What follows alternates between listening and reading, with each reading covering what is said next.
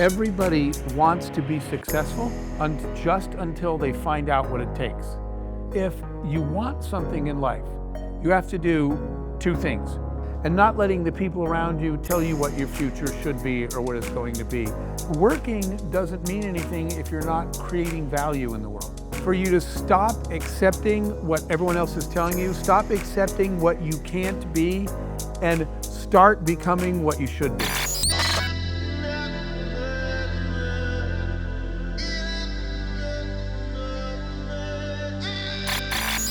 So my dear girls, today my dream is coming to the realization because this person is my role model that in 10 years I would be like the same place as my guest. What is the place? This person created many projects that change many million of life of people, and you will understand what I'm speaking about. This person now makes charity. He presented on different presentation. He changes the entrepreneur thinking. He influences people of life, and I'm happy to say you that Jeff Hoffman. Yeah, thank you very much for having me.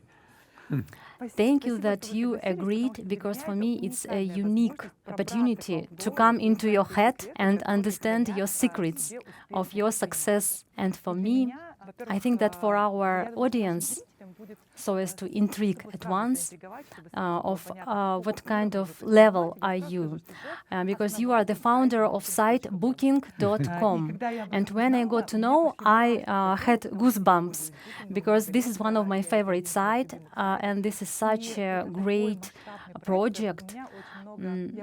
I was thinking about that before. The entrepreneur was about activities, that people wanted to build hotel, like Robert Kiyosaki. Many hotels, and then people came that not building the hotels, they earned more than all the owners of the hotel, that helped people and changed the world to better. Thank you so much. You realized my dream today. Thank you for this interview, for this opportunity.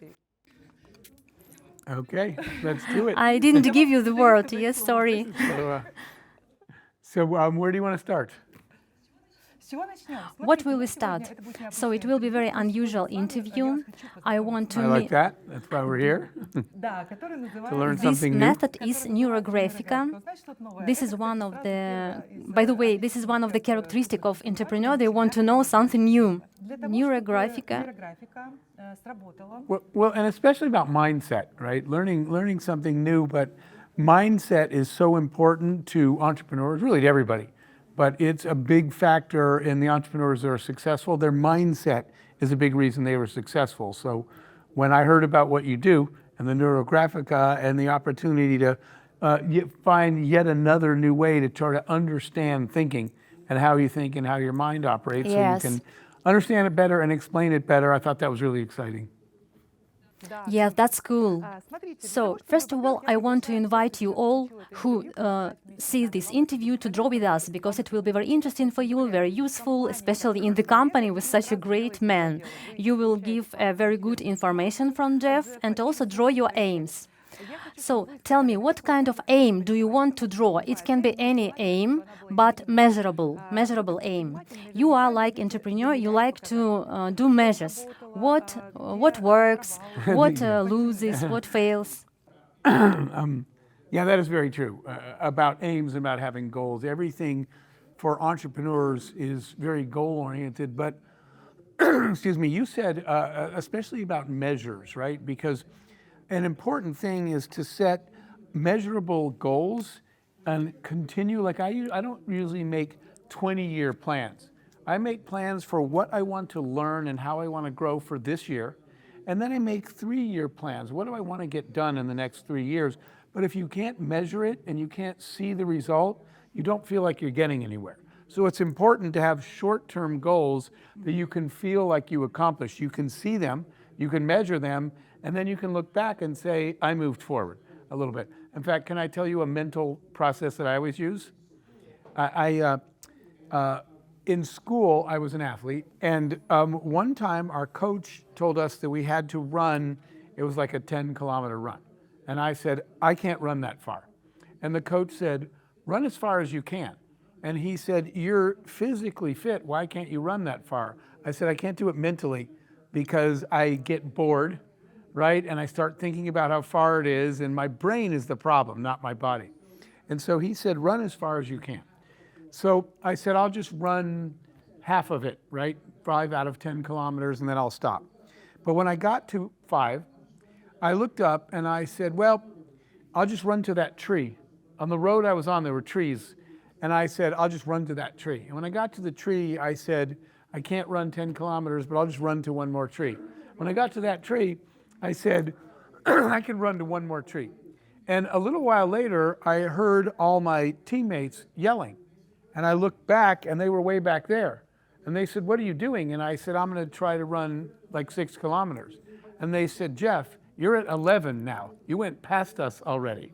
So mentally, if you ask me to run 10 kilometers to do a big, hard task, I say, it looks really big and really hard. But if I run one tree to the next tree to the next tree, and so that's how I attack problems, right? I look at it and say, okay, this is really big. If you're going to build a global company, a global travel company, you can't sit here and say, this is going to be really hard to build and it's going to be big and complicated. You just say, let's just build this piece and then this piece, and little by you get there. So I've always kind of looked at aims as just get the goal of getting to the next tree, and then we'll set another goal, which might be the next tree. So I'm glad that you brought up goal setting and measurements, because that's what helps you get farther down the road. I like that we started coaching already.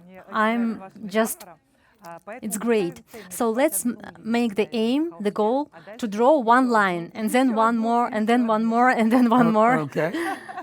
So one more time, so as we could work, how is it work, to understand whether it is work or not, yes? Are you interested in it? Oh, yes. So let's make the aim Yes. that you want to achieve. And if it will realize, you will understand that some kind of aim that you can't achieve, but some small aim, maybe some spiritual aim or some material aim, some figures, sometimes my artists, they draw about some premium getting. I know that you have it. Like what's an example of what you said? Some of the artists draw about what? They draw about some kind of Grammy achievements, some kind of nominations, some kind of great awards like state awards. I painted for 3 years. My business growing in 50 times. For me, it's a great result because before 6 years I was just stopped and I was at one place. It can be something measurable. For example, the subscribers count or some kind of amount of money in some foundation. You mean one for me? Yes, we write your aim. So one of the things that we are doing now is that we have our own foundation, and our goal is to give children that they're abandoned children. I'll give you a quick example. In Uganda, they had a civil war, and the parents killed each other. So children were left in the jungle to die. So what we did was we rounded up these children, we bought land, we built a home for them and send them to school. So we're raising abandoned children. We have a big aim. Like in Uganda right now, we have 100 children. We would like that to be 500 It's children. perfect. It's right? super. So that's a measurable aim. I would like it that we're raising 500 children. Dear friends, if we draw for the first time, you can watch the rules in description to this video. And now we will come to the theme. So let's write the theme. The help or children? What are the key words, children or help? Well, they're both key words, right? One of the key words, you want to tell you what just comes to my mind? Is that what you're saying? Because helpless. These are children that don't have any help. They are abandoned children. Help means that we have to find them, right? And then we have to take care of them. And then we have to educate them. So those are the things that we are trying to do. But first we have to go find them. And we're definitely focused on children because they can't help themselves. So that's why I said helpless. We're looking for people that can't help themselves. They need us to help them, or their life will not go well. It's great. It's perfect. Let's then make the children, because it will be actual for any kind of parents that will draw with us today. So let's write children, the word children, on the paper. Now we will activate the neuron. We will activate. That's why it's very important to write by hand. And then we'll write more than 20 words, like helplessness, children, race, foundation. You write out everything to make one aim, 20 words. And we do it by time. And the quicker you do it, the better, subconsciously. Let's start.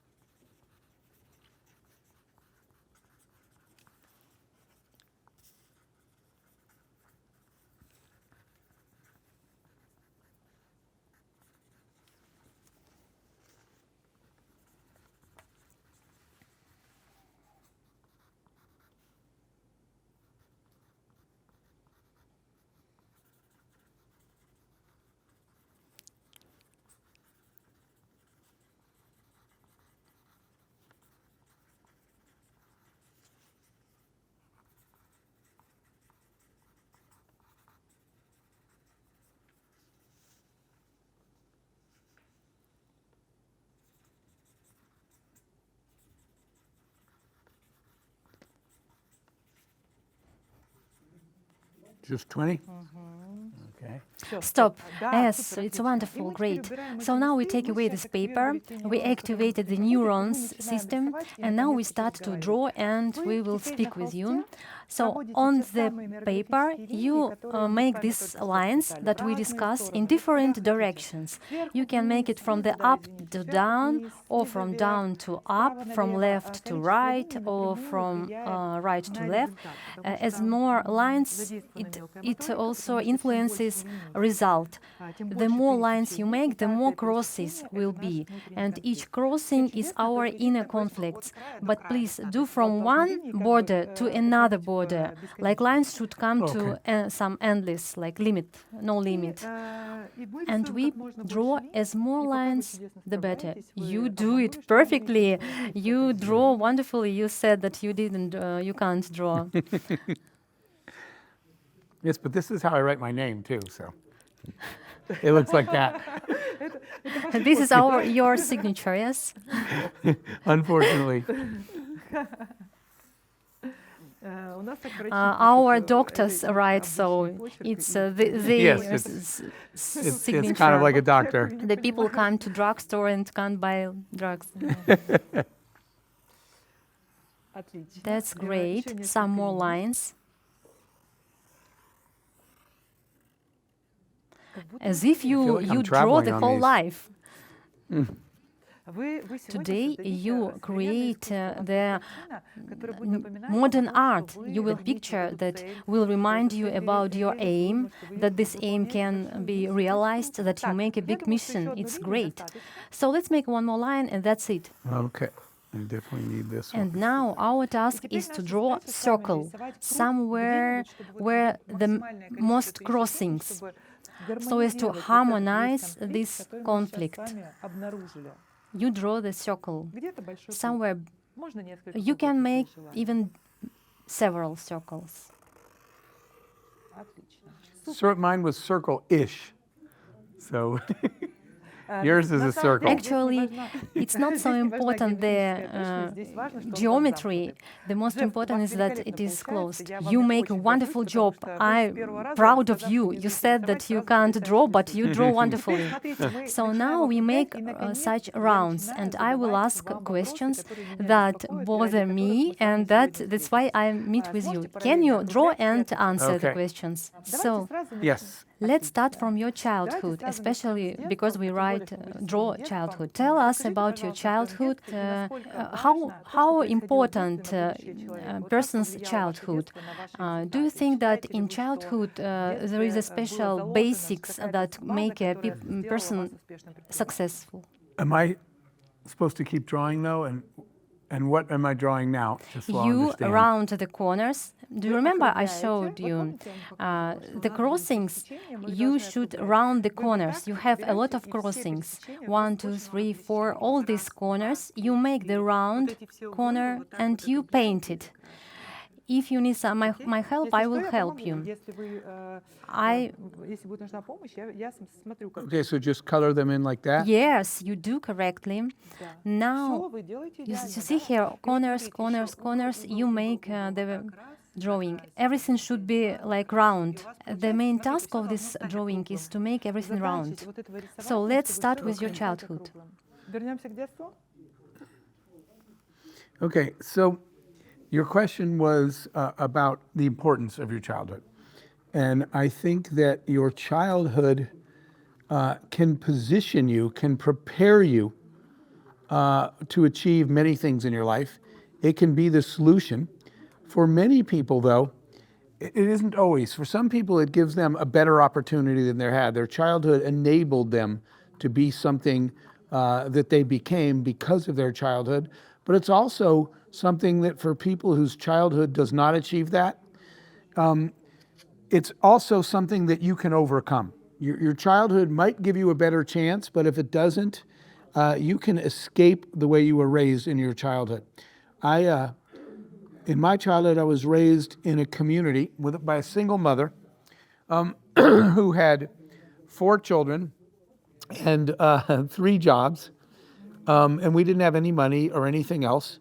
And I had big dreams and big goals of things that I wanted to go do in my life. And everybody around me said, none of that's going to happen. You can't do that. You just have to be like the rest of us and accept your fate. We're poor. We're not going anywhere. Everybody lives here. Nobody ever leaves. I was telling them that I was going to go travel the world and see the world. And they said, children like us don't do things like that. So your childhood is something that, now here's on the other side though. I also had a mother who never said no or never. My mother's attitude was, how do you know what you can do until you try to do that? So even though the people around me said, we already know you can't do that, I was always saying, I don't know if that's true and I'm going to try anyway.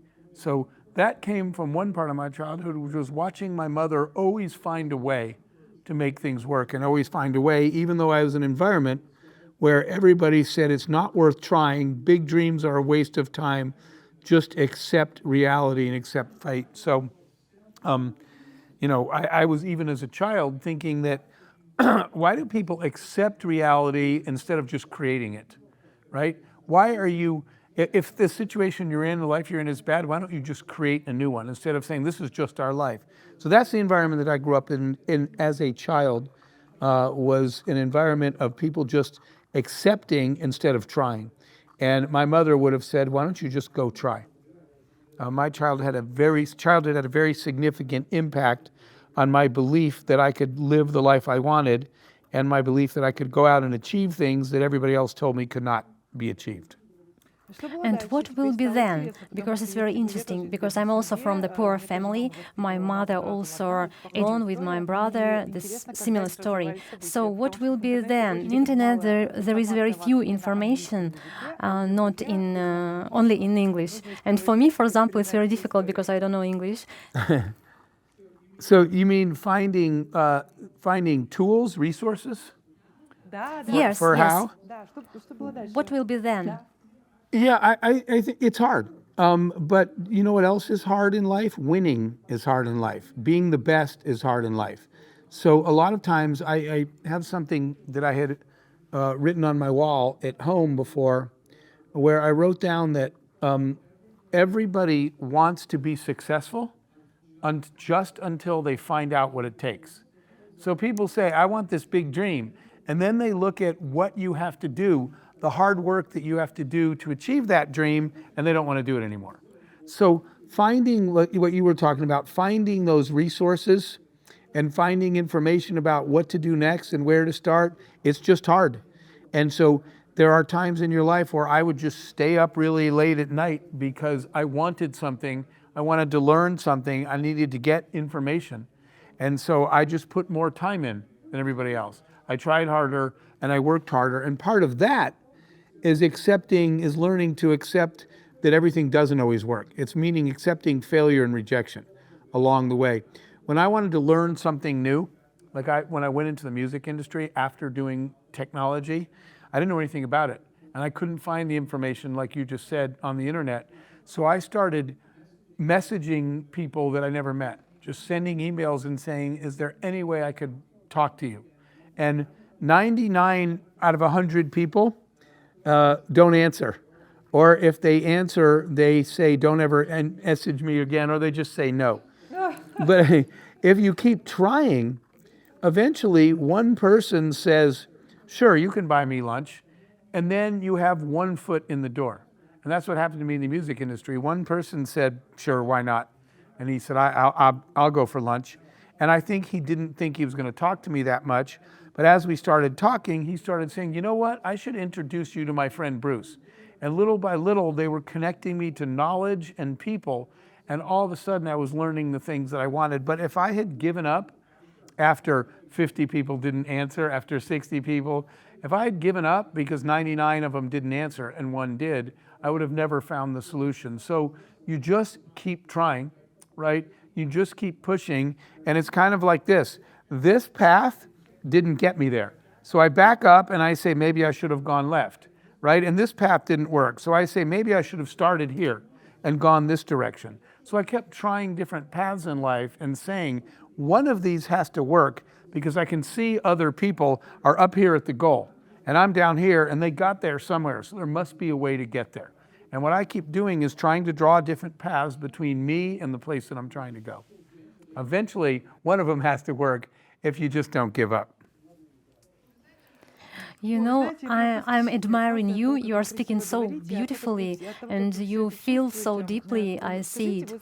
Tell me, please, now, we spoke about that young child, and now I know that, and I want my audience to know that you are friends with a lot of celebrity people that not so long time ago you made with the King of Spain, that you are in many projects, TV projects, show business, and you made Britney Spears tours. So how now do you feel yourself after so many refuses in the past? How do you feel yourself now? We want to feel your... The biggest word when you ask me how I feel now is blessed, because I have been blessed and been lucky, right? And luck is an interesting word.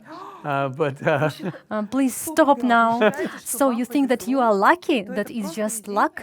I think, no, not just luck, but some of it was luck. However, we were just having this conversation that luck is also something you create. And you have to put yourself in a situation where luck can even happen. If you're never leaving your couch at home, luck's probably not going to happen, right? So I believe that the more engaged you are in the world, the more people you meet and the more places you go, the more times you get up off your couch and just go somewhere, the more people you talk to when you're standing in line that you don't know, and you ask them to tell you about their story, the more you're engaged in the world, the more luck happens to you. Because there are moments that things have happened to me and my friend said, wow, you're really lucky. And I said, well, I was lucky because I was standing there right next to her when this happened, right? Luck doesn't happen to people that aren't engaged in the world around them. So luck is definitely part of it. Blessed for me is part of it because I know that I have received, I have been able to live a life that I know my friends didn't dream of. All the people I grew up with in the little town in the desert area, they just stayed there because they didn't believe it was possible to achieve dreams. So I've been blessed that I've been able to live a life that was way bigger than even the life that I've dreamed of. But probably the biggest word when you ask me that, for me, is grateful. I think gratitude is the thing. There's so many times that I'm sitting somewhere. Sitting here today, I was on stage at the Forum earlier across town, or up in the mountains, right, in Kazakhstan, or sitting in the Royal Palace with the King of Spain recently, or sitting backstage with our friend Pitbull or somebody like that, the singer.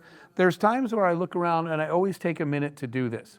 I look around and I make sure to have gratitude. I make sure to stop and say, the world does not owe me this.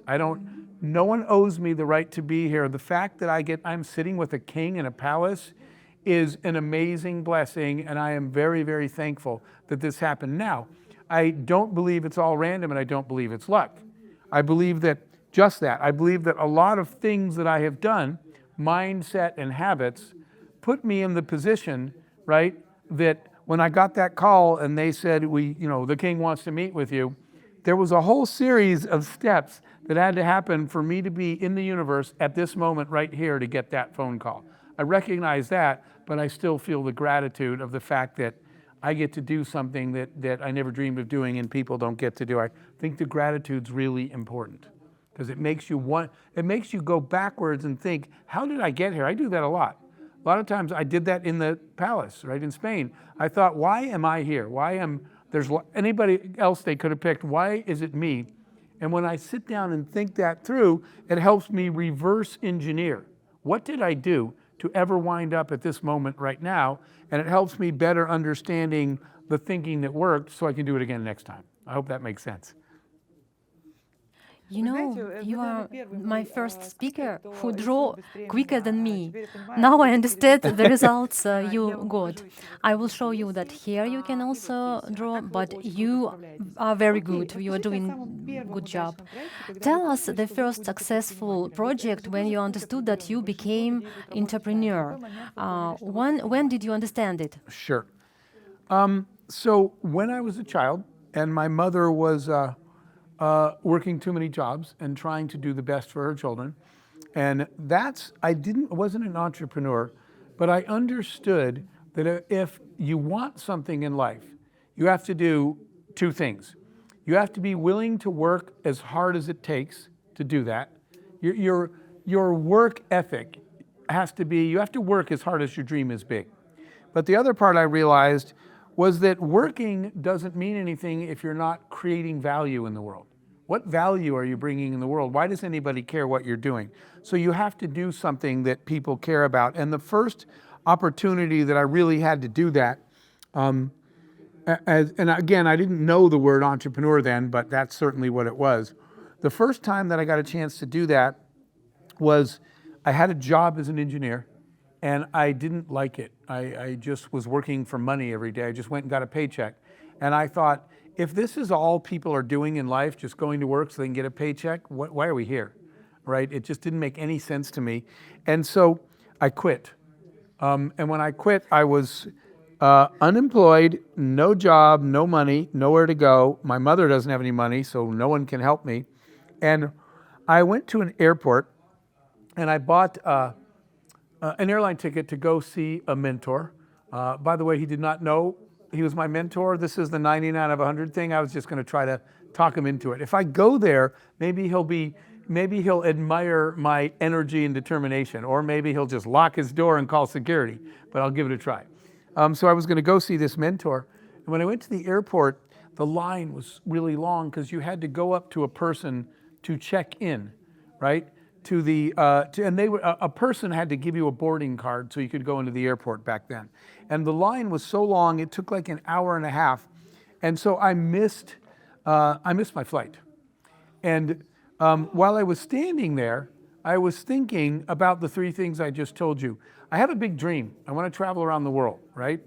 And I'm willing to work, to do some kind of work to make my dream happen, because I used to do that as a child. But I also know you have to do something that the world values. And so at that moment, standing in this busy airport, I said, wait, I have an idea how to do all those things at one time. And so what I did was I went home and said, my dream is to travel. I need to be a responsible adult and pay my bills, right? I understand that. I need to do something that the world values, because that's how you get paid in the world. And I know it's going to be a lot of work because I don't know how to do this. Again, I was 20-something years old. So the idea, this was when I became an entrepreneur, I went home and I said, I'm going to find a way that people can check in to their airport flight by themselves so no one has to stand in line again. So I went home and actually... Is it true? Is it so really? Yes. So I went home and I took out a pencil, actually, and I drew a kiosk. And I said, what if there was a kiosk, like you go to the ATM at the bank and you just take your money out? I don't need to go to the bank and talk to someone. Why can't I check in? So I went home and started drawing, and I said, this would be value to people. The airlines will like it because it saves them money. You as a traveler will like it because it saves you time. You'll just get your own boarding card in the airport. And it's going to be really hard work because I don't know how to build a kiosk. I've never built anything in my life, but it will achieve my dream of traveling. So today when you go to airports and you go to a kiosk to check in pretty much anywhere in the world, that was my first invention. That was my start as an entrepreneur. We created these kiosks, and my job was to fly around the world and deliver kiosks. So I got to see the world, and I got money for it. So that was my entrepreneurial journey. That was the start. Well, thank you. I hope that one of them has saved you time somewhere. Wow, it's just not only save the time, but it changed the world. Can you imagine that you change the life of people and you just delete this unpleasant thing like waiting, this something unpleasant, and you leave just time for creativity, for love, for children. Thanks to this project, how did you just imagine it? It's something incredible. You know, it's interesting because today impact matters, right? As you go through your life, you would like to look back. Making money is fine, right? It's important. I cannot, by the way, feed all those children that we take care of if I don't have any money. So making money is important, but it's not the fulfilling part. Impact is what matters. So when I walk through the airport and I see all these people, right, that are checking in, or in the case of Booking.com, when people say, oh, we went on vacation because we found something we could afford. We created something that helped them travel because we saved them money. That's an impact. You want to feel like you made a difference. Sometimes people now, hopefully many of your listeners have used them, but people will be in the airport, they'll get their boarding card, then they'll take a selfie with the kiosk and they'll send me a note that just says, thank you. So, wow, let's do this. That's great. That's wonderful. I feel good about getting that because I made an impact on your day. I did something that helped you out. And that's what human beings want, right? People want to feel like they made a difference to somebody somewhere, that we had an impact. So it does matter. Do you want I will tell you the story about Booking.com, how Booking influenced me. And I think that many people now will get to know themselves, because when I earned not so many money and I was with my husband and I also wanted to travel as you, and sometimes I didn't have enough money for Maldives, Thailand, I didn't have enough money. And for hours I was sitting on Booking.com and I was searching for hotels, and I was imagining that someday I would be there and And I sometimes, of course, I did some booking with, this refuse without payments, that someday I will be in this hotel. And one day I was dreaming for my birthday to be at Maldives, but I didn't have money. Oh, in Maldives? You said to go to the Maldives? Yeah, that's a pretty beautiful place to spend your birthday. And I decided that I would book this travel for 6 months ahead. And maybe universe will listen my thought and will help me to materialize my goal. But I didn't have money. That was smart. You mean to come up with the money later for that? The universe does listen. Yes, right? the money The universe came. hears you. The energy that you put out in the universe is the energy that comes back to you. Very much believe that. And the law of attraction as well, right? The fact that the things, if you are a positive person, positive people will want to be around you, right? And so the energy you're projecting into the universe really, really matters, because that's the kind of people that it draws you. And those are the things that happen to you have a lot to do with your energy. I also believe that your attitude determines your outcome. If you already are listening to the people that say you can't do it, you're already losing, right? So over time, I had to learn to just stop listening to those people. That's why I always tell people that they have to find their tribe.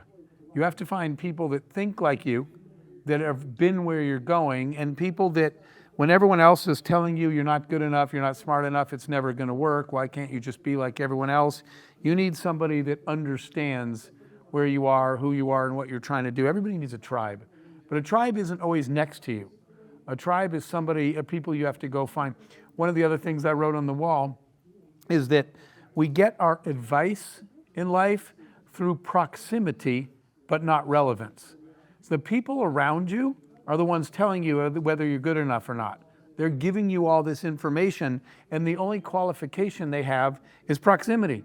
It's your husband, wife, brother, sister, mother, father, friend. They're there, but they're not actually qualified to tell you what you can do and whether you're good enough.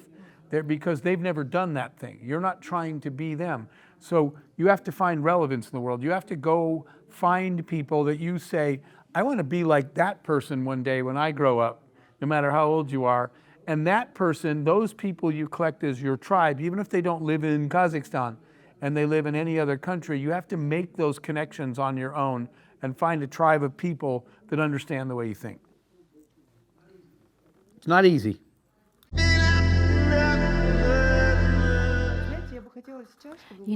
I want now you to tell us some things of thinking, some way of thinking, because last time there are a lot of hates about motivational speakers, that they say you tell so much about thinking, about visualization, but it doesn't work. And so I look at a successful person and I want to hear from you that it works. Do you use it? Do you visualize your projects? Do you use some materialization of thoughts so as to change in your life something? Yes, but there's something more important than that. The visualization matters, absolutely. In fact, I learned a lesson. Can I tell you a quick story? I learned a lesson about a way to visualize. It was not the way I was doing it. Normally, the way that we visualize is forward, okay? So I'm here, and I want to get to the top, and when you have a big goal or a big dream to take the big trip in Maldives or whatever it is, when you have a big goal, and you're standing here, that goal is a big mountain, and you look up at there and you say, that mountain is really high. How am I ever going to climb this mountain? I don't have the right shoes. It's too hot out. It's slippery. I'm going to fall off the mountain. When you stand where you are today and you look at your dream, that mountain, it might be the big company you're going to build. When you do that, that goal looks really big. But I learned a lesson, and I'll just tell you quickly where I learned it. I was joking with my sister. My sister went to a concert, and it was Elton John. And the next day, my sister and her friends were all looking at pictures from the concert. And they were really excited. I said, what are you guys looking at? And they said, we went to the Elton John concert yesterday. And I said, well, you act like you met him. And they said, we didn't meet Elton John. We were sitting way up there. He looked like that. But we got to be in the same building as Elton John. And because I have a problem with sarcasm, I turned to my sister, I said, one day,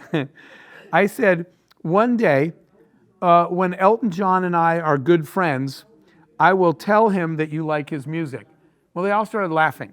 And I said, why is that so funny? And my sister said, in a million years, in a million lifetimes, you will never be friends with Elton John. And they all laughed at me. So I started walking to my room, and I was thinking to myself, is there any way in my life I would ever be friends with Elton John? And so I'm a young kid in the desert with a poor mother in the middle of nowhere, and Elton John is a worldwide superstar. So the answer is no, right? If you look at it like that. That's standing at where you are today, looking up the mountain. How am I ever going to be friends with Elton John, right? And so I didn't do that, though. I stood there and I said, I have an idea. What if you planned all of your goals backwards? And so I decided to do this. I just put myself on the top of the mountain instead of standing at the bottom and saying, can I climb this mountain? So I took out a pen and a piece of paper. So now we're talking about the visualization you asked me about. And I wrote down, Elton John and I are good friends. And then I said, what would have to happen the day before that? Elton John would have to like me. And then I said, what would happen the day before that? Elton John would have to spend enough time with me. And the day before that, Elton John would invite me to hang out with him. The day before that, I would have to know Elton John. The day before that, somebody would have to introduce me to Elton John. Before that, I would need to know somebody who could introduce me. Before that, I would need to know somebody who knew him.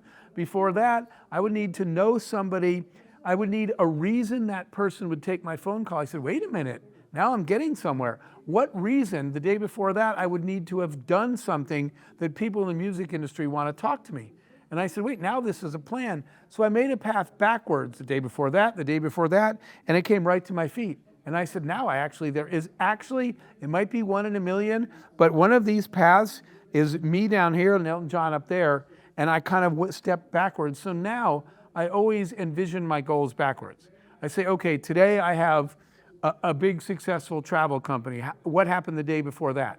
And the day before that? And I draw all the plans backwards so I can find a path from the end result that comes to me. And most of the time, I wound up writing one more thing on my wall. I wrote this. I wrote, improbable, yes. Impossible, no. It's very improbable.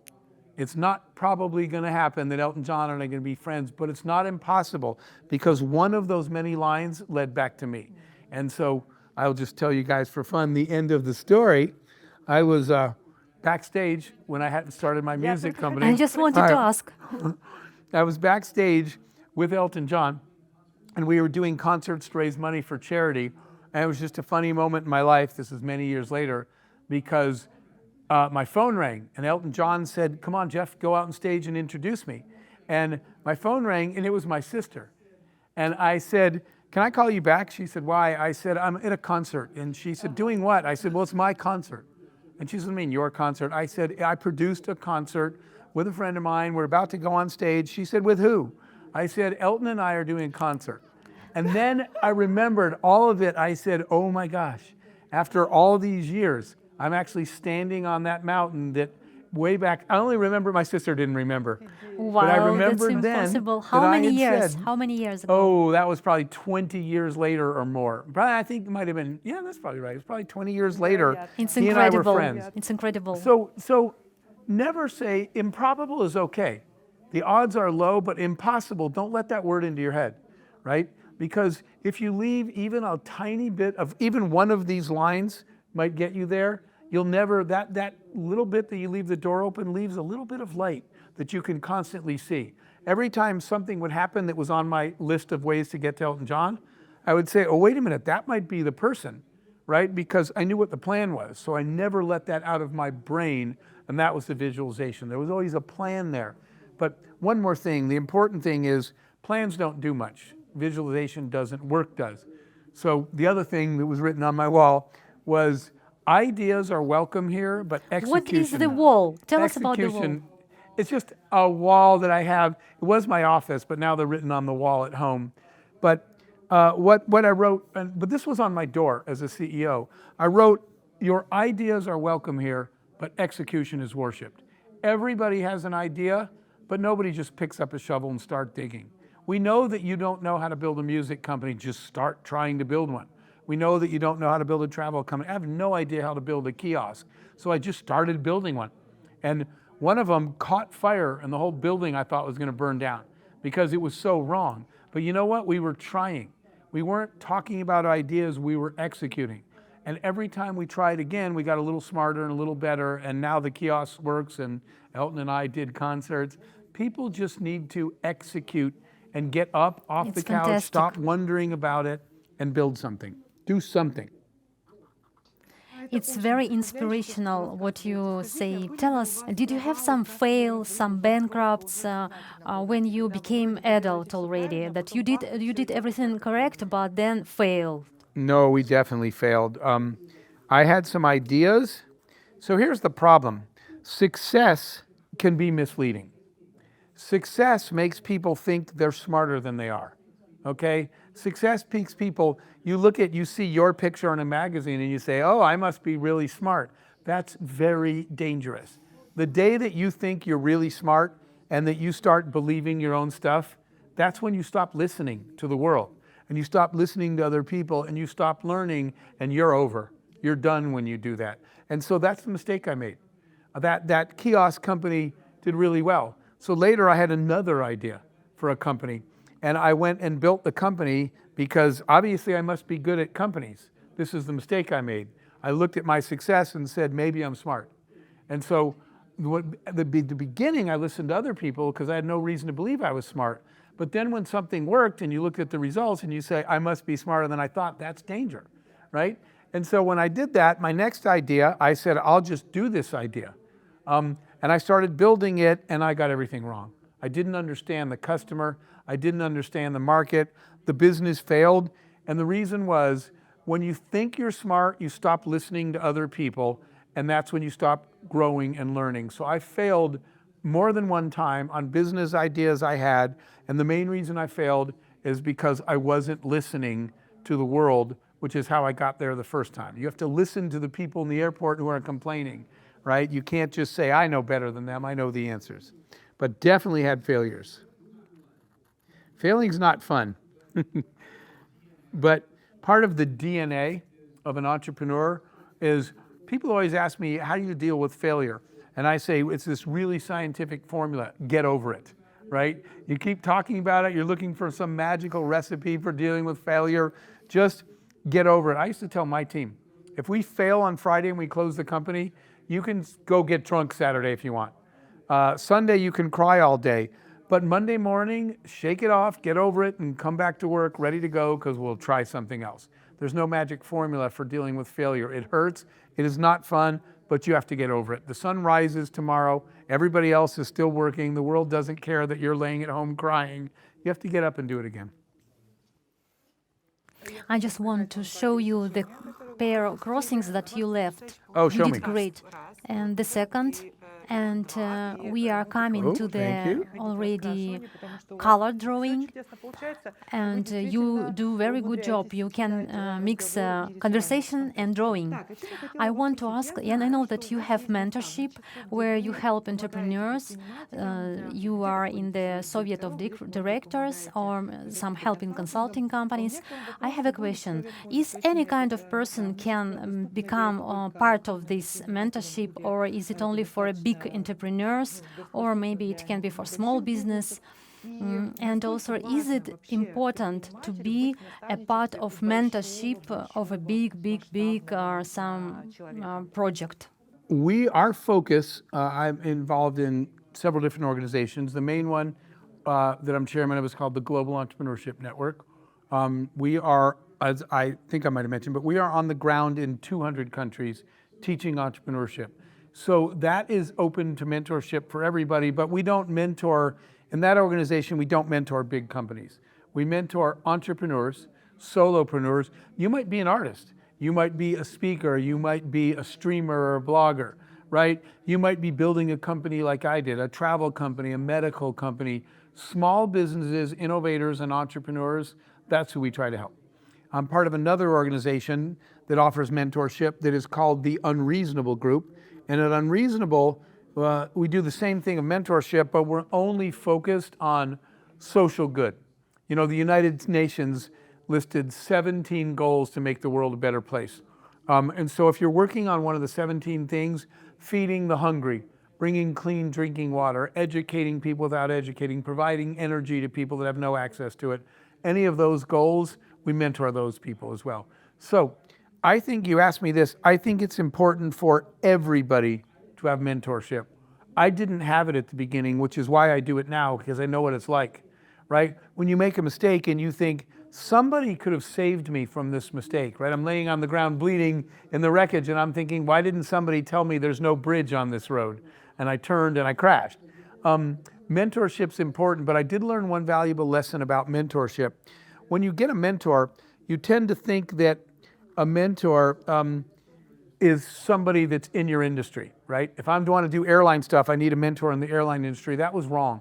The first mentor I got was in the airline industry, and he was actually a horrible human being. And I learned more about what not to be than what I should be from this person. I did learn some business. So my advice to people looking for a mentor is find somebody in the world that you want to be like when you grow up. I know I mentioned that before. You look at that person and you say, I wish I was like her. That's the person you want to have as a mentor, because life is a 360-degree equation, right? It's not just your career, and it's not just your business. When I was launching that first company, even though the business was successful, I had to deal with personal issues, health issues, financial issues, family issues, whatever it was. All those things need mentorship that are way bigger than, can you help me talk to somebody at the airlines?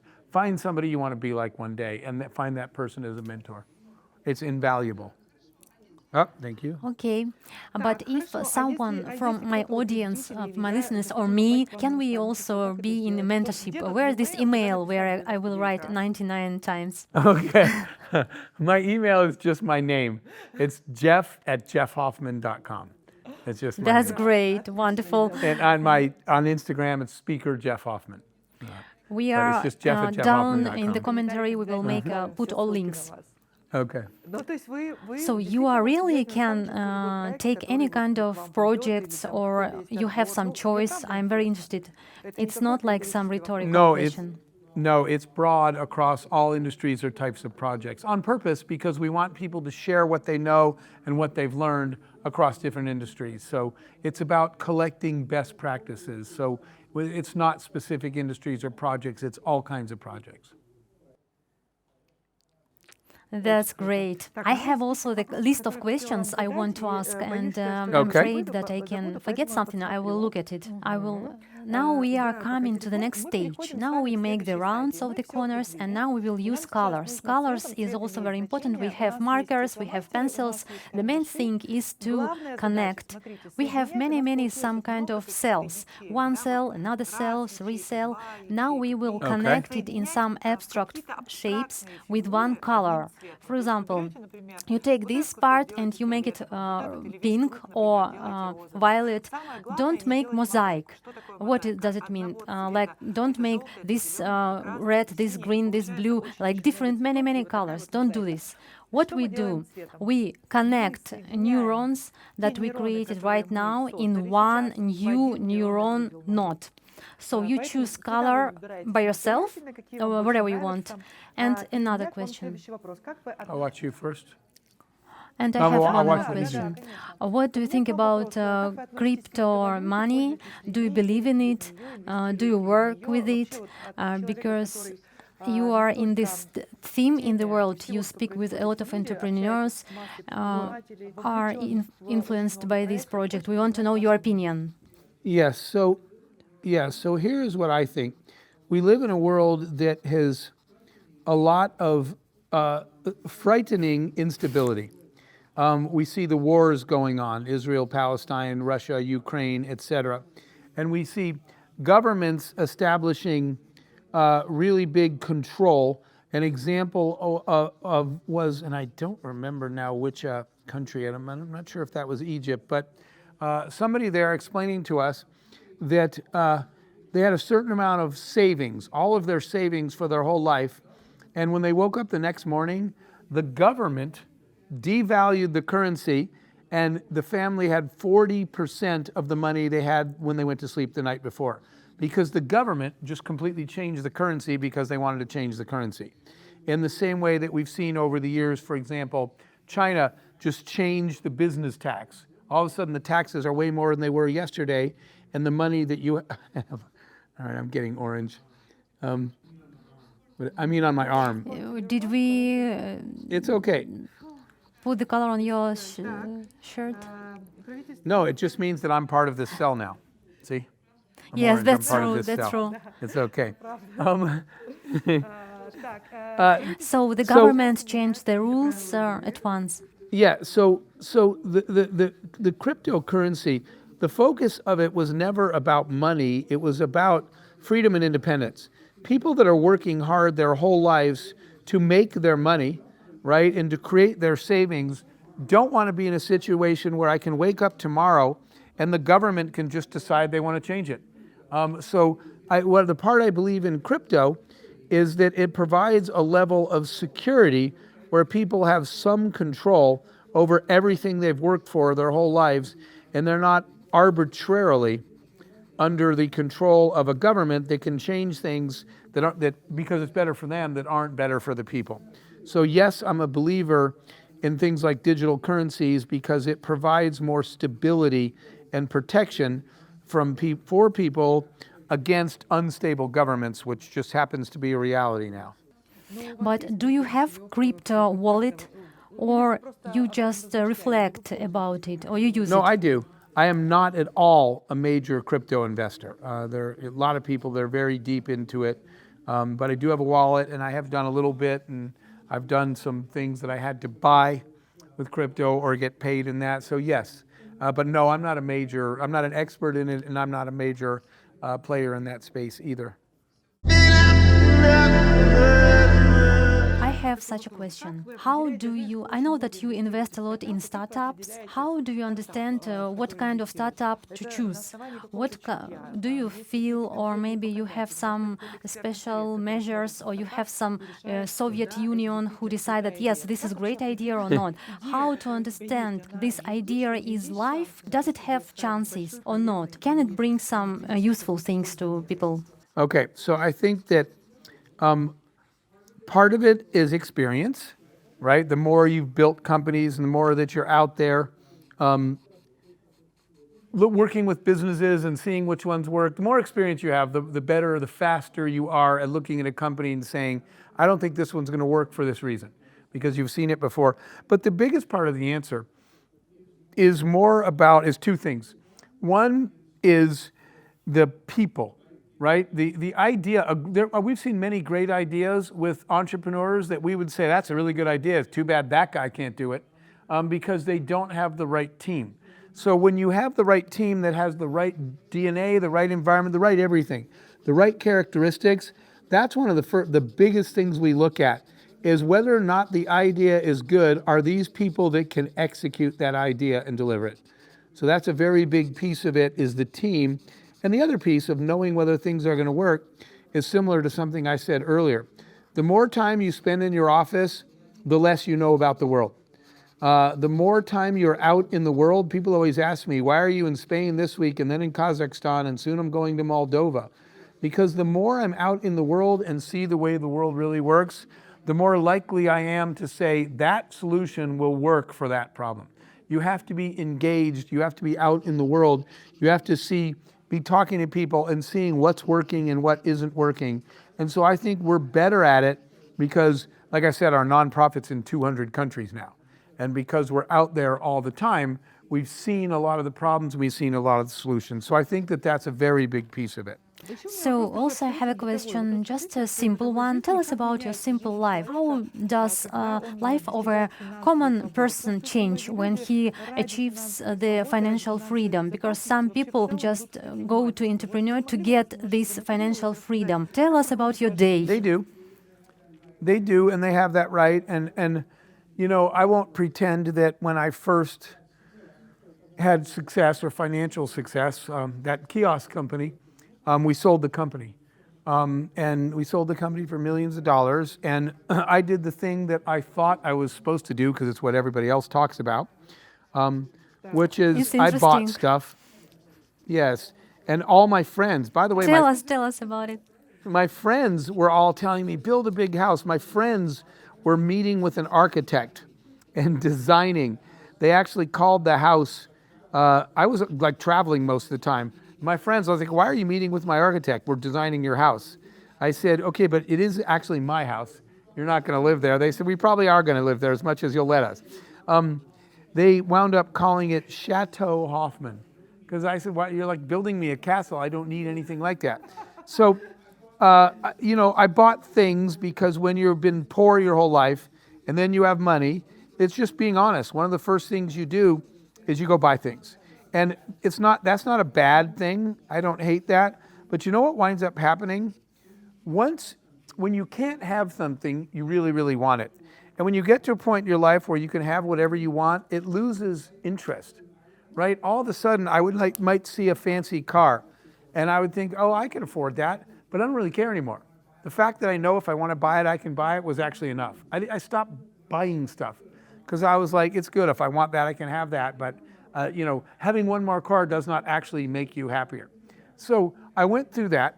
I did buy stuff, and I did live in a giant house or whatever. But I would wake up and I would walk around and I'd say, so that's it. Everybody's out there in traffic this morning honking at people and yelling so that they can get a big house one day. And I'm not pretending I didn't like the nice big house, but that can't be the end. So should I just lay down in my big house and die now because I'm finished? What was the point of it all? And one of the things that I discovered was that I could use the success to have impact and to change other people's lives. The actual story, the real story in my life was I was watching TV one day and there was a shelter, a home for abused women that was being closed because they ran out of money. And all the women were crying and it was very, very upsetting, and I was watching it too and thinking, this is horrible. They should do something. They should help those women. And because I live in this nice big house and these women are being sent to the streets because they have nowhere to go. They can't go home to the abuser anymore. And I wrote something else on my wall that day. I wrote down, I kept saying they should help those women. And then all of a sudden I had a thought. And the thought was, there is no they. They aren't going to help those women. Either I'm going to do it or no one's going to do it. And it changed my life. And so that part of when you have success, you realize that now you can have impact. Success is not the destination, which is what I thought it was. Success is the platform. All of a sudden you have a platform where all those women who are crying because they have nowhere to live, I can just give them a place to live. I went and bought the house and I paid for everything. And I said, you all can stay here and you don't need to give me any money. And I went home and I said, now I understand why I work so hard. So I think that the answer to your question, although it was a long one, is you go through phases when you go through that success. Everybody's different. I know some people that all they've ever done is buy more stuff, and I don't know if they're happy with that or not. That's up to them. It's not up to me, but I can tell you that for me, when I found out that I could make an impact and help other people's lives improve, that made it make way more sense to me. Why did I work this hard? And what does success mean? Success means you have a platform to make a difference in the world, and you didn't have that platform if you didn't achieve the success. And how many times did you spend for this transmission? Like 1 year, 2 years? Because I'm very curious about it. I didn't get this stage, as you say now. I'm on the stage like I'm like you know, coin keeper when like pig coin keeper, and I'm maybe I'm at the old stage. I like to help people. I like to do some big projects, but now I'm also motivated a lot about materials. Over a couple of years. That did not happen overnight. It was over a couple of years, over about the 2 or 3 year period that it took.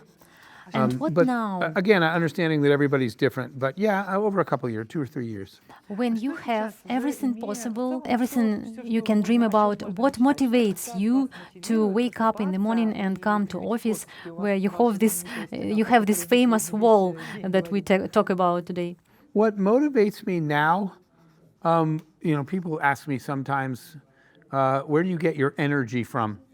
And before we came over here, we were over at what is that building called? The Palace, I think, where the conference, the forum is. Anyway, at the Vision Forum and the Noble Fest, that's where this conference is that I just came from. I know, but I don't live in Kazakhstan. I live in Moscow. Yes. I flight today in the night. That's why I don't know. To regret, Oh, it's no I problem. was not on conference. I'm pretty sure I got the name right. But anyway, the point is that at this conference, after I spoke, lots of young Kazakhs, in fact, there were a lot of young Russians. I met a number of them as well that were here. But young people came up, and young people said, I feel inspired and I believe in myself more now after I heard you speak than I did before. That is the driver. If somebody comes and says, your words helped change my life, man, you are way ahead of me. This is inspirational catch up. for you, yes? When young people come up and say, your words made a difference to me. One young girl that was crying said, I didn't believe and I was going to give up, and now I'm not going to give up on the things I want to do. And I listened to your story, and I believe I can do the things everyone's telling me I can't. That is what motivates me now. If we can do anything that has a positive impact and help somebody get from where they are to where they're going, it's worth getting up again every day. That's why I still fly around the world to do this. Do you have any dreams that you haven't realized yet? Something that you didn't achieve? You know, the everything we're doing with children was always one of the dreams, and it's definitely not achieved yet. So that's a really, really big one. I would say no, not really business dreams anymore, because I worked really hard for many, many years, and I think all the things I wanted to do in business, the business dreams I was blessed enough to achieve. So now the dreams are much more personal, not business related, not career things like working with children. How to attract the attention of such a person like you, who knows everything, who sees everything, who is inspired by so many ideas? How to inspire such kind of men? The first and most important thing to me, by the way, is kindness. It's a tough world. And we live in a world right now with the wars and all the things going on, that people aren't kind to each other. They're not sweet, they're not nice, they're not soft. There's too much of that in the world. That's probably the biggest thing for me, is somebody that is kind and thoughtful and sweet and soft, right, and cares about people. Intelligence is extremely high on the list. You want to have a partner in life that you can have similar interests and talk about. So somebody that's intelligent, somebody that is curious is really important to me. If people, for example, I know a lot of people that if I said, hey, I'm going to Kazakhstan, you want to go? There were a lot of people that would say, I don't even know where Kazakhstan is. I'm talking about from the States. And they'd say, no, call me when you're going to Miami, right? How could you not want to go to Kazakhstan? How could you not be curious about a whole new culture, a different people, a part of the world you've never been in, a history you've never heard? So curiosity is important to me. If people don't have intellectual curiosity, if you hear a new idea one day and you don't know what it means and you say, well, don't know what that means, or you can say, that sounds interesting, I want to read about it and I want to learn about intellectual curiosity. A sense of adventure is important to me. Life is really, really short, and you need to live it. And you can't take yourself seriously all the time. Sometimes you just have to say, you know what, let's just go. Let's just jump and see what happens next. So a sense of adventure. I think spontaneity. Life isn't always, if all you're ever doing is working on the plan, that's pretty darn boring. So spontaneous, sometimes you say, let's just drop everything and go to the mountains today. Or whatever it is, being able to be spontaneous. And then probably another one that's really important to me is a sense of humor, right? If you can't laugh at yourself and laugh at the world and you don't see the funny in some of the things in the world, that's really hard for me. When people are really serious, I don't get along with those people. I don't ever take myself too seriously. Sometimes when people say to me, why don't you grow up? That's actually a compliment, not an insult. People say, man, why don't you grow up? I say, you know what? If you don't think I'm grown up yet, then I'm doing exactly what I hope to do. Because if you look at me and say, oh, he's just another grown up, then I must have stopped enjoying the world around me. So now I want to give some corrections for you. Change this. You connected these cells here. You one pink, this one orange. What can you do? You can connect the colors with neighbors cells with color, or you can make with the marker. I see. So as to make 4 different colors, or to join in one color. So as to make like one neuro knot. Okay. All right, so each of these should have 4? No, just minimal 2. Here is one color, and you can make this the same color, or you can divide this in half. Or the same with orange, the same with yellow. It's very beautiful. It's like art, and you are artist. You draw wonderfully. But according to algorithm, so as to work, you shouldn't divide it. You should connect it, and we connect it by color. By the way, how do you like Neurographica? We are drawing already 1 hour. No, I'm enjoying this. I'm way more interested to hear what it means at the end. What does it mean? There is no, like, I see and I say, you are genius. Oh, I or, know. oh my God, you should think about it. You should think No, about I God. knew that, right. No, of course not. It's just a painting. But through these draws, our hands working, it's like the exercise for our brain. It's like, you know, physical exercises when you are in gym, you are on the running, and you have your muscles in tonus. And this is the same for our brain. It's like muscles for our brain when we draw. And a lot of illness with brain, Alzheimer and many other other illnesses that we now, for example, print a lot by our hands. We even do our hands. Right. For example, 20 years ago, a lot by our hands, but now children and we print a lot in computers. And of course, it's awful when you're at home also. For example, don't wash dishes or don't do some laundry, and our brain gradually starts to failing. So now we train our brain. That's what we do. What is the cheapest thing in your wardrobe? What is your opinion about clothes? It can be any kind of clothes, brand clothes, or maybe some things according to your ideas. Maybe tell us, is it important for such a person who tries You mean everything? the selection of clothes?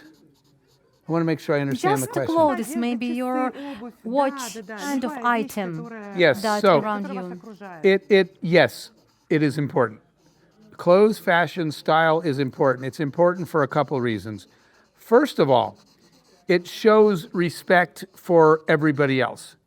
When I am going to someone's event and I don't bother to dress nicely, it's disrespectful to them.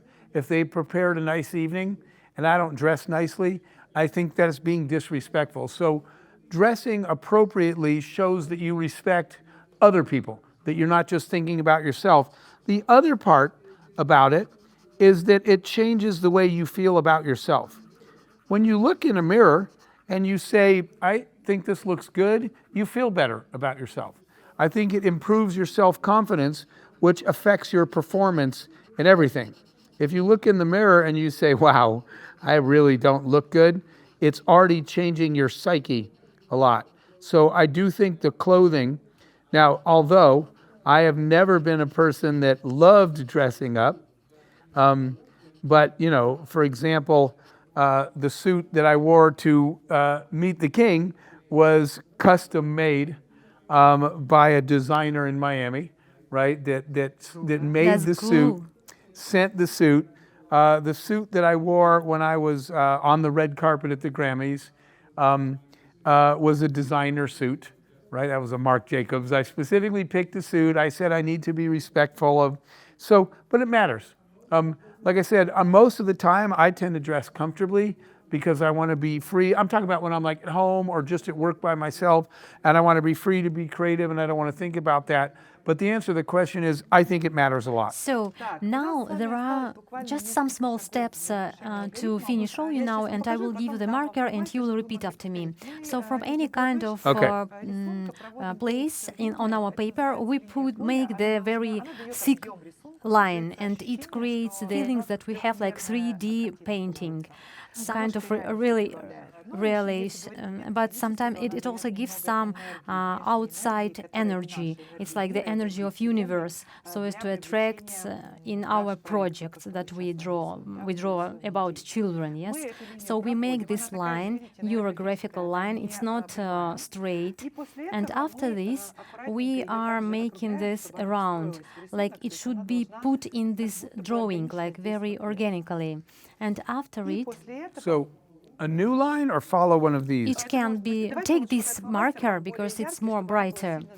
It can be by the same lines or it can be new line, as you wish. Okay. Because you are artist here, I just tell you this algorithm and you decide. Okay, and so this line, is it supposed to follow these? No, it's not necessary. It can be anywhere, down, up, from left to right, or as you wish. And one of the most important questions also, now, on your level, do you save money? I understand, of course, not about food, but maybe you have some kind of pattern of to save. Speaking about some big entrepreneurs, when there is a marketing budget, production, do they save money or they produce more? You really don't achieve wealth by saving money. You achieve wealth by investing money and driving it in from the top line. So when successful people want more money, when they think about money, they don't think about saving money. They think about taking what they have and investing it in more things. They put more money at risk because the multiplier is much higher. So, I mean, you know, for me, it's always been two things. I started at the beginning giving away at least half of everything that came in. So right away, I started giving away half of my money, and it wound up being more. But when money would come in, I would invest it instead of save it. So you save something, but you will see people. I'll give you a prime example, because I talked to him way back at the beginning. When Elon Musk was originally starting Tesla and his company, it was probably the last time I met with him in person. He told me that he was taking all of his savings, 100% of his money, and investing it, gambling it, and risking it. So he is the profile of, you know, kind of the ultimate type of entrepreneur. He said, I'm going all in, I'm pushing all my chips on the table. He didn't save his money, he invested all of it. So there was a chance he could be homeless now, or he could be the richest person in the world. So he lost but everything. He didn't care about the middle. So I think that's super. Yeah, it's interesting that the most successful entrepreneurs were not afraid to invest. So you see, now we make, there is a crossing and we also make rounds. So is this to put in this drawing like this. And then the last stage where we make this circle in the center, we make it thicker, the circle in the center. We make this circle more noticeable. It means a fixing. In Neurographics, there are a lot of algorithms. There are many algorithms for example, losing weight or to calm down. Some algorithm, on the contrary, to create a motivation. Now we are drawing motivation algorithm. This is the aim that we wrote, and it now we feed it with our motivation because and when we have motivation, we will do this. Now also I want to know maybe one of the most important question for big entrepreneurs, businessmen, what to start with, what to start for people that haven't never tried themselves as entrepreneur, but maybe they are afraid to also come to some bigger project. They don't understand how to make it bigger. I have one book that I wrote, which is basically called How to Make It Bigger. It's called Scale, is the name of the book. But there are a list of... Is it in Russian language? Do you know? I think somebody... It's put out by... It's actually the world's biggest publisher, a Penguin Random House. And they did releases in different languages, so there may be a Russian version out there. I don't know. I'll make this circle thicker. So it may be out there, but it's the 7 things. There's a bunch of things you have to do to make a company bigger. I mean, The early advice is, what we said earlier, just get to the next tree. Run one tree at a time and start moving a little bit bigger and a little bit bigger. But when you're really ready for big growth, there is a set of things and there is a mindset you have to have that is new. So the way to think of that is the thinking that got you here will not get you there. The way you think to build your $5 million company is not the thinking of someone who has a $100 million company. The thinking, oh man, I missed. The thinking of the person with the $100 billion company is different thinking than someone with a $100 million company. So at each level, to achieve growth, you have to think about the world, your business, and the way you approach it in a different way. You have to keep upgrading your thinking. How to make this upgrade? With mentor or in some learning, reading some books? For example, I have the company for 1 milliard and I want this company to become 100 milliards. What to do? What kind of steps? It's the answer is all of those things. You should find a mentor. You should read the right books. You should consume the right content online from the people who've been there and done that. It's all of those. You should be hungry for the information from every source you can find it and take in as much data as you can from people that did exactly what you're trying to do. Jeff, I'm very thankful for you. It's a great interview. What wonder is that many thoughts that you tell, I live like this also, and for me it's like the big marker, like the check that I do correctly, because I live the same and I think the same, and so the separation is not so big from you, but you have more experience, more years of experience, but I come into you. I'm admiring you. Thank you so much for your words. Thank you about everything you tell us. What do you think about Neurographics? What do you think? Is it okay to make it like more scale, bigger scale, like startup? Is it interesting for the world to know about this Neurographics? I think it is, because anything that helps your mindset and your thought process when you're in the real world, when you really are struggling with all these things and coming to all the crossings and all the challenges, anything that helps you think through that, even subconsciously, is very important.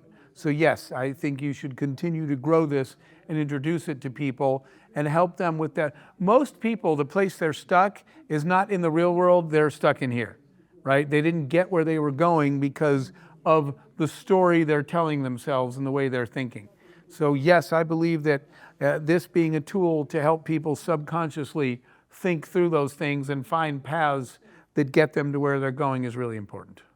Thank you so much, dear friends. Please write commentaries, admiration for Jeff, questions for Jeff. We think that Jeff will read and so maybe he will answer. Maybe do you want to tell something, some wish for our listeners? My big wish for listeners is for you to stop accepting what everyone else is telling you, stop accepting what you can't be, and start becoming what you should be. Right? It's up to you. You should be designing your own future and not letting the people around you tell you what your future should be or what it's going to be. Pick up a shovel and start digging a path to where you want to go, not to where other people want to go. So, and I wish you good luck. Thank you that you watched this video till the end. We are waiting for your likes, for your comments. If you want to try these free trials of the algorithm, and see you.